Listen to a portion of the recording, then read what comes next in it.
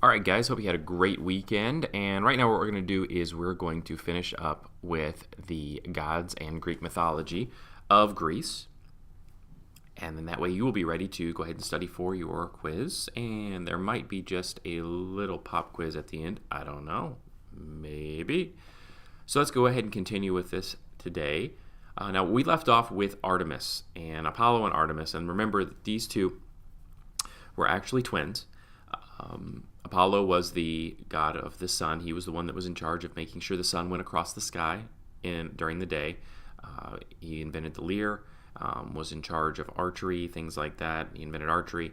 Artemis was his twin sister, and as you could probably guess, since he was in charge of the sun going across the sky, she was in charge of the moon going across the sky at night, and she actually had kind of a silverish glow, kind of like the moon does. She was the goddess of maidens. So that means that she never married. So she was basically the goddess of all the single ladies out there.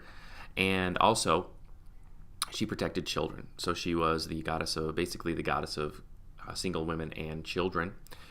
She was an archer as well, just like her brother, except she had a 100% accuracy.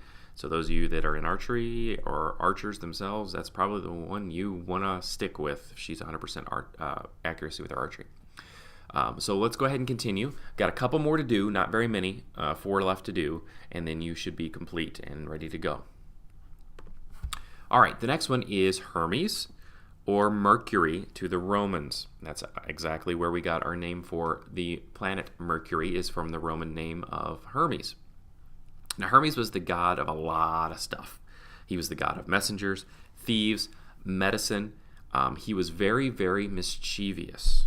And his symbols were his winged sandals, his winged helmet, and something called a catechus.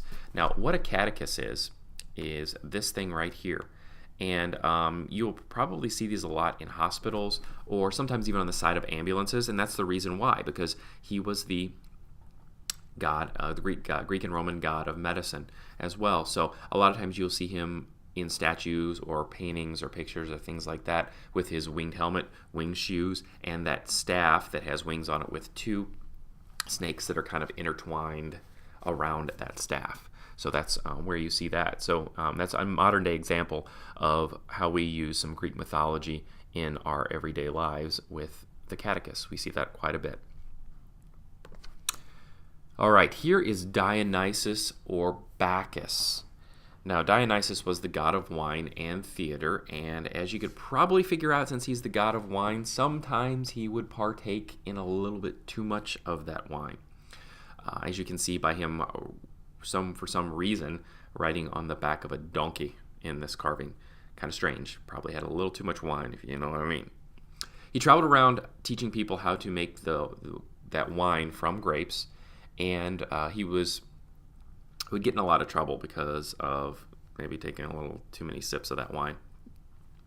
He would often be found hanging around with satyrs. That's the reason why satyrs are always drawn to him, because he was always hanging around them. His animal was the tiger, of all things, and his symbol were grapes, of course. Makes sense. God of wine, probably his symbol would be grapes. Here is Hestia or Vesta to the Romans.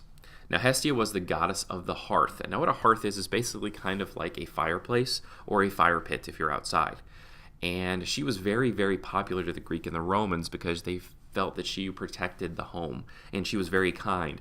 Unlike a lot of the other Greek and Roman gods throughout the mythology, they usually were pretty mischievous. They thought a lot of themselves, would get in a lot of trouble, mess up a lot of things for humans. Hestia wasn't like that. She was a lot different. She was very kind to the humans, very thoughtful, and that's why she was so popular in the Greek and Roman societies.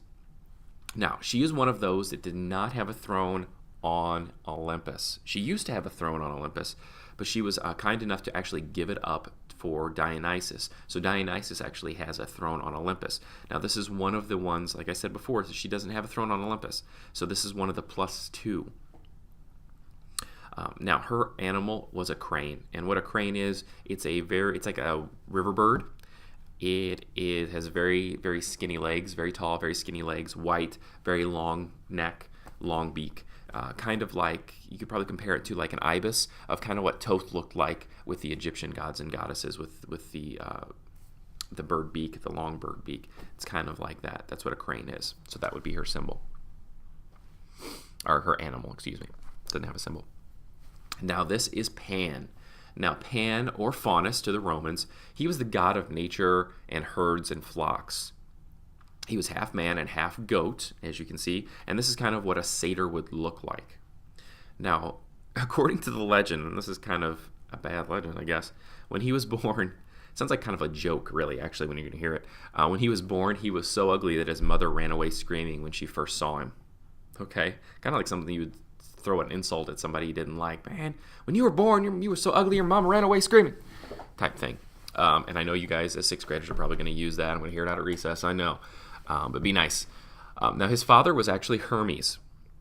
And Hermes actually, whenever he saw him, he was like, man, he looks kind of cool. He's kind of awesome. So he took him to Olympus and kind of used him as a way to amuse the other gods and goddesses on Olympus. Now, of course, his followers were called satyrs, which kind of makes sense because satyrs look just like Pan. Now, he's known for his reed pipes. And what reed pipes are is they're small little, looks like almost like kind of hollowed out tree branches. And one's really long and then they progressively gets shorter. And there's something you play an instrument on. Play music with as an instrument for play music. And according to legend, if he played outside or in the country, land of Greece, it would cause fear. People would freak out. Maybe because he was that bad at it. I don't know. Maybe he was so horrible that people are like, oh my gosh, it sounds horrible. My ears are bleeding. Kind of like whenever you hear me speak or sing, which I'm not going to ever subject you to my singing. I'm mean, but I'm not that mean. But anyway, it would cause this fear. And this is where the word panic would come from. Get it? Panic. Because panic means to cause fear or be fearful of things. And that's where it kind of comes from. So that's one of those words from Greek mythology that we use in our own language today. Kind of cool. Now, this wraps up with what we're talking about, the gods and goddesses of Greece and Rome and the mythology behind them. Now, that doesn't mean that we're totally done with mythology, because we're not. We're actually going to talk about some more stories as we're coming up, and probably more of the ones that relate directly to the lightning thieves to give you a better understanding of that. But they also kind of connect with the Greek culture as we learn a little bit more about the Greek culture and things like that. Next thing we're going to start talking about, the city-states that the Greeks started to develop, and specifically Athens and Sparta as the bigger ones. And we'll talk about the rise of democracy, which is extremely important because if you didn't know, this country right here that you're sitting in, democracy. We took it from the Greeks. We made it a little bit better, but the idea came directly from ancient Greece, and we're going to talk about that. Hopefully you knew what democracy was, and hopefully you knew that we're sitting in a democracy. If not, I'm going to tell Miss Richardson, and she won't be too happy. I guarantee it. I've seen it before. I've brought her down to my room sometimes to chastise 6th graders before because they didn't remember what democracy was, knowing that she teaches it. So anyway, don't make me do it. So that's kind of the stuff we're going to talk about. Soon we're going to talk about some of the battles, some of the epic Greek battles that we're going to talk that happened during the ancient times. We'll talk about, if you've ever seen the movie 300, we're going to talk about that. That was a real event, and we're going to talk about that. And plus the new movie that's getting ready to come out, The Rise of an Empire, the sequel to 300, that's actually something that really happened too. And we'll talk all about that stuff, plus the Trojan War. We'll talk about the Iliad and the Odyssey, Homer, not Simpson, the Greek Homer, and talk about him. So that's what you can expect up next, all right? All right, guys. And hope you're ready for this quiz because it's coming.